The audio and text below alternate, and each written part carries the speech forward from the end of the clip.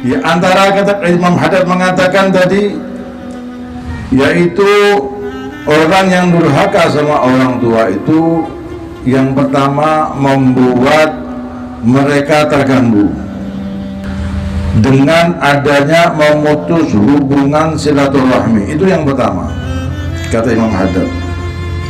Seperti yang biasanya seorang anak itu menjenguk orang tuanya setiap pagi seumpamanya, karena ada suatu hal tidak lagi menjenguknya, itu sudah durhaka.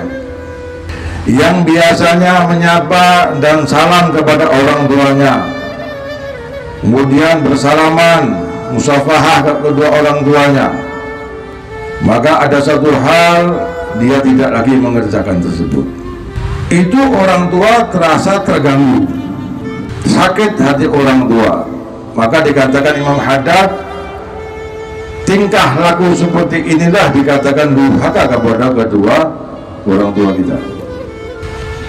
Yang kedua dikatakan terhalangnya kebaikan-kebaikan kepada mereka yang harusnya bisa kita berikan tapi tidak kita berikan.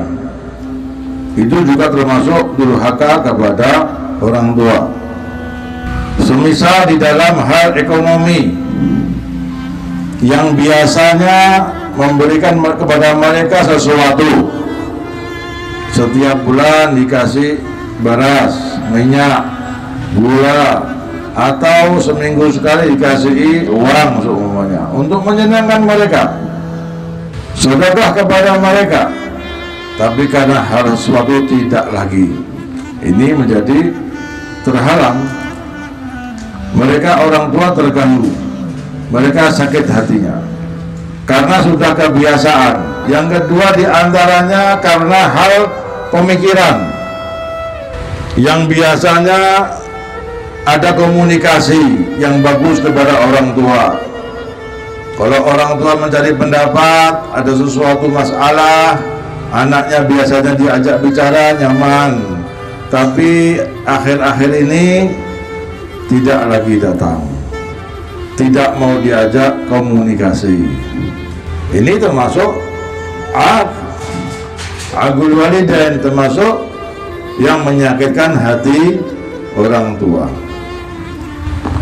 Semisal lagi dalam hal bantuan-bantuan tenaga kepada mereka, biasanya suka membantu dalam kesibukannya, baik itu kesibukan di rumah tangganya, seorang ibu dengan memasak, membersihkan pakaian suaminya atau ayah si anak tadi, maka tidak lagi. Yang biasanya menyapu rumah, ini tidak lagi, itu terganggu. Yang biasanya dalam hal menjaga orang tuanya, baik orang tua di masa dia masih kuat atau sudah tua, dijaga orang tuanya, dilindungi orang tua. Bila sakit, berikan obat, diantar ke dokter. Ini enggak lagi. Nah, ini termasuk kata Imam Haddad di antara dosa durhaka anak terhadap orang tua. Itu kita tidak merasa, tapi ada. Itu bahaya. Jangan sampai semua amal kita menjadi sia-sia. Capek dengan amal ibadah, tapi satu perkara yang menjadi murka Allah kita kerjakan. Hati-hati. Maka kata Rasulullah Shallallahu Alaihi Wasallam, la yadkhulul jannah gati'un. Kata Rasulullah, tidak akan masuk surga orang yang gati'. Para orang-orang ulama mengatakan gati'ur rahim. Di sini memutus hubungan silaturahmi dengan kedua orang tuanya. Hati-hati. Yang ketiga kata Imam Haddad, taghtibul wajhi, yang mana seorang anak bermuka muram, masam, mengerutkan dahinya di hadapan mereka.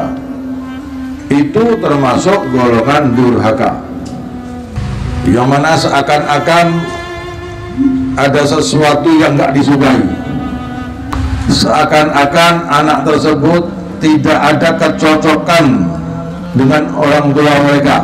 Nah, ini tak boleh, sehingga sampai mengurutkan daripada dahinya, seakan-akan anak itu merasa jenuh dengan keberadaan mereka selama di hadapannya. Itu termasuk taqdibul wajhi, sumpek kalau ada orang tuanya di rumah. Hati-hati. Kemudian yang keempat, di dalam kitab ini disebutkan intihar lahuma. Kalau bicara itu membentak kepada mereka berdua atau mengeraskan suara sehingga jiwa mereka terasa terganggu.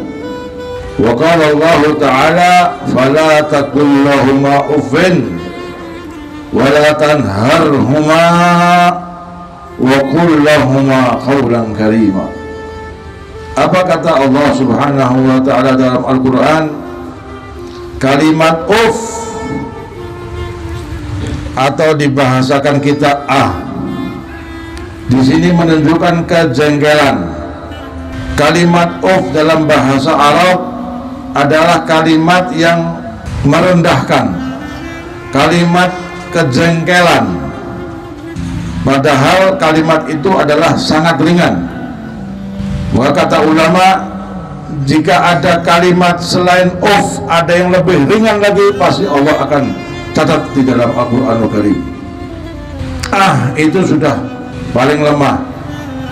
Tidak boleh kita mengatakan kepada kedua orang tua kita. Pertanyaannya, jika kalimat uff atau saja itu sudah dilarang, apalagi kita membentak kedua orang tua kita. Ya Rabbana